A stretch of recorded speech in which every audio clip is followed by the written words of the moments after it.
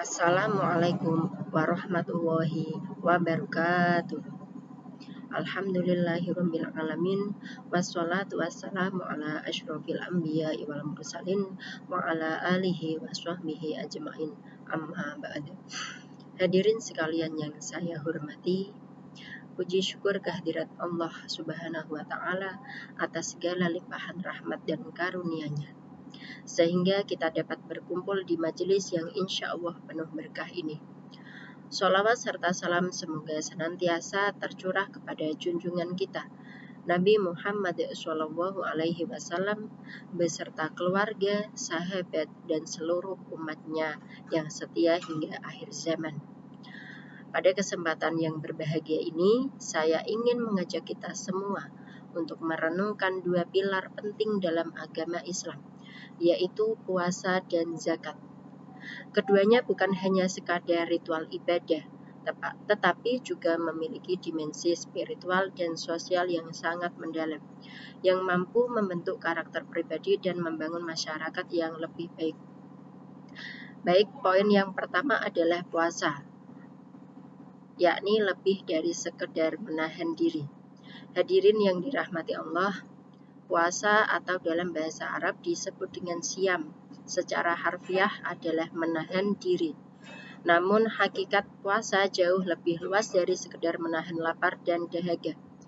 Puasa adalah sebuah madrasah rohaniah, tempat kita melatih diri untuk mengendalikan nafsu, menjaga lisan dari perkataan yang sia-sia, dan meningkatkan kualitas ibadah kita kepada Allah Subhanahu wa taala. Dalam Al-Quran, surat Al-Baqarah ayat 183, Allah Subhanahu wa taala berfirman, Ya ayyuhalladzina amanu kutiba alaikumusyiyamu kama kutiba alal ladzina min qablikum la'allakum tattaqun. Hai orang-orang yang beriman, diwajibkan atas kamu berpuasa sebagaimana diwajibkan atas orang-orang sebelum kamu agar kamu bertakwa.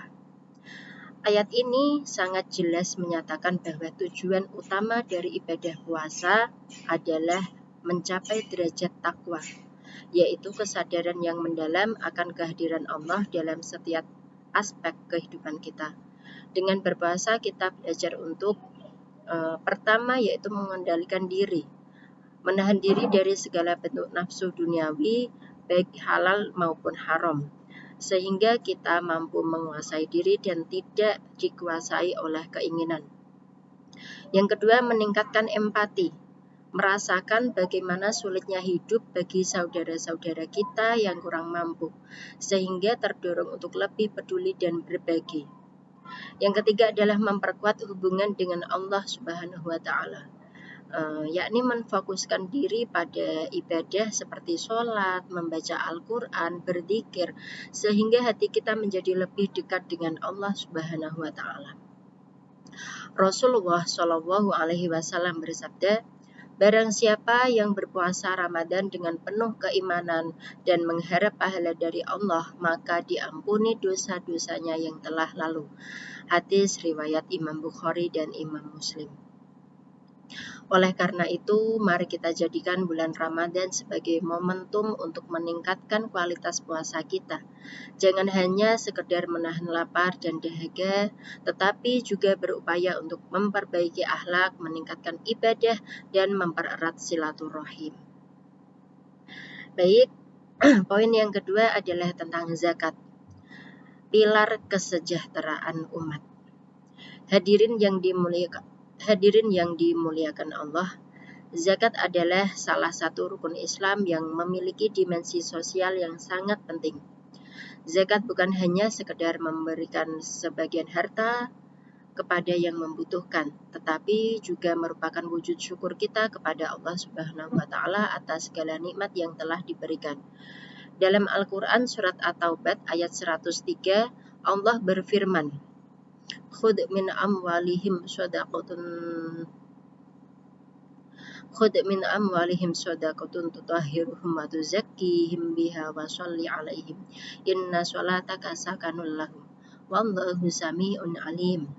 Ambillah zakat dari sebagian harta mereka, dengan zakat itu kamu membersihkan dan mensucikan mereka dan mendoalah untuk mereka.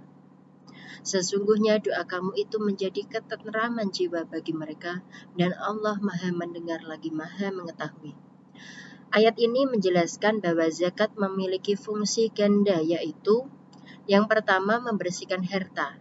Zakat membersihkan harta kita dari hak orang lain, sehingga harta yang kita miliki menjadi lebih berkah dan bermanfaat.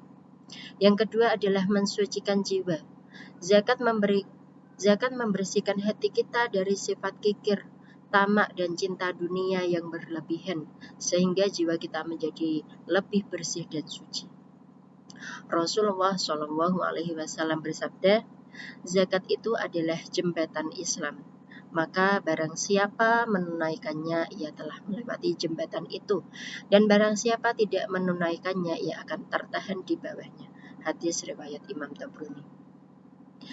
Zakat memiliki peran yang sangat penting dalam mewujudkan keadilan sosial dan mengurangi kesenjangan ekonomi di masyarakat.